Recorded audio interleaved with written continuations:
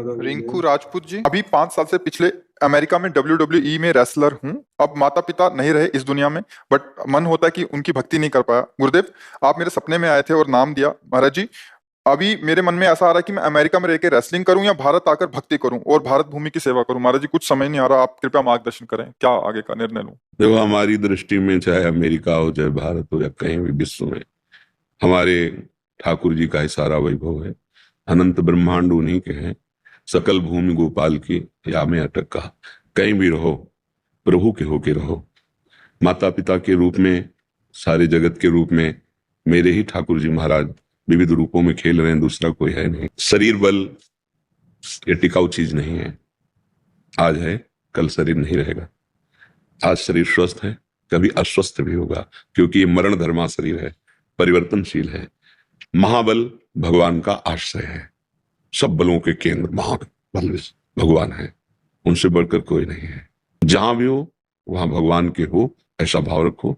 जो बल, जो आपको बुद्धि दी है, समाज सुख में लगाओ, समाज सेवा में लगाओ। जिससे दूसरों को सुख पहुंचता है वो भजन ही माना जाता है। परहित सरिस धर्म नहीं भाई। जिसमें दूसरों को लाभ मिले, सुख मिले, आनंद मिले, हमें पीड़ा मिले कोई बात नहीं, पर दूसरों को सुख मिले, उसी को धर्म कहते हैं। और धर्म का फल होता है भगवान में प्रीति हो जाना। सावै पुंसाम पर्व धर्मो ये तो भक्ति अदोक्षते। भगवान अदोक्षद श्री हरि के चरणों में भक्ति हो जाना, यही सब का फल है। इसलिए नाम जप करो, कोई व्यसन मत करो, बुरे आचरणों से बचो। जैसे सांप के काटने से जहर चढ़ता है तो एक शरीर नष्ट होता है, पर विषय का नशा चढ़ गया तो अनंत जन्म बीत गए, अभी तक उतरा ही नहीं। अब मनुष्य जन्म मिला है तो हम विवेक धारण करके चलें, क्योंकि इंद्रिय और मन को विषयों में सुखानुभूति ये भ्रमात्मक होती है, और इसी को हम सुख मानकर विचरण कर रहे हैं। अब धर्म का शासन, भगवान का शासन, गुरु का शासन, ये कोई स्वीकार करना नहीं चाहता। तो मन इंद्रियां उच्च स्वच्छंद होकर विषयों में घूम रहे हैं, तो दुर्गति का कारण बन जाता है।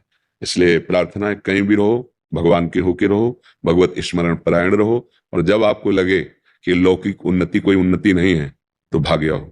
ये परम पावन देश भारत है, इसकी समानता त्रिभुवन में कहीं नहीं हो सकती।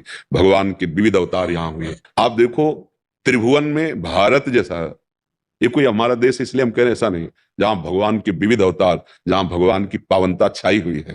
तो अगर हम भारत देश में वास करते हैं तो मानो हम बहुत बड़े तीर्थ में वास कर रहे हैं। ये हमारा देश बहुत पवित्र देश है। अब बाहरी आचरणों का अनुकरण देखो, हर जगह गुण दोष है। हमें नहीं कहते कि बाहर दोष ही दोष है, गुण है। बाहर के विज्ञान को स्वीकार करो, बाहर की जो प्रवीणता है उसको स्वीकार करो। कैसे व्यापार किया जाता है, कैसे समाज को सुख प्रदान किया जाता है, अगर वहां गुण मिलते हैं वो स्वीकार करो। अच्छी से अच्छी पढ़ाई पढ़ो, अच्छे से अच्छे डॉक्टर बनो, अच्छे से अच्छे वैज्ञानिक बनो, पर जो दोष है उसे क्यों स्वीकार करो। हमारा देश धर्म से चलने वाला है, व्यभिचार प्रवृत्ति नहीं कि आज आपके साथ कल आप। ये हमारे देश के वासियों का स्वभाव नहीं। तो हम बाहर की उन गंदी बातों को न स्वीकार करें जो हमारे देश, हमारे धर्म के प्रतिकूल हैं। बाहर भी ऐसे गुण हैं जिनको हम, मान लो आप अच्छे डॉक्टर बन गए, बाहर से पढ़ के आए, तो हमारे देशवासियों की सेवा बन गई ना। आप अच्छे वैज्ञानिक बन गए तो हमारे भारत की उन्नति होगी। तो बाहर हम जाएं, पर अपने देश और अपने धर्म को पूर्ण करने के लिए, ना कि उसका नाश करने के लिए। आज हम लोगों की बुद्धि बदल रही है, इसलिए हमारा पतन हो रहा है। नहीं तो हम दूसरों का अनुकरण करना है तो उसके अच्छे गुण लो, उन गुणों को स्वीकार करके अपने देश में उसका विस्तार करो, बुराइयों को खोलो। हमारा देश जो है ये शास्त्र संयम में चलने वाला है, सदैव धर्म गुरुओं से ये शासित रहा है।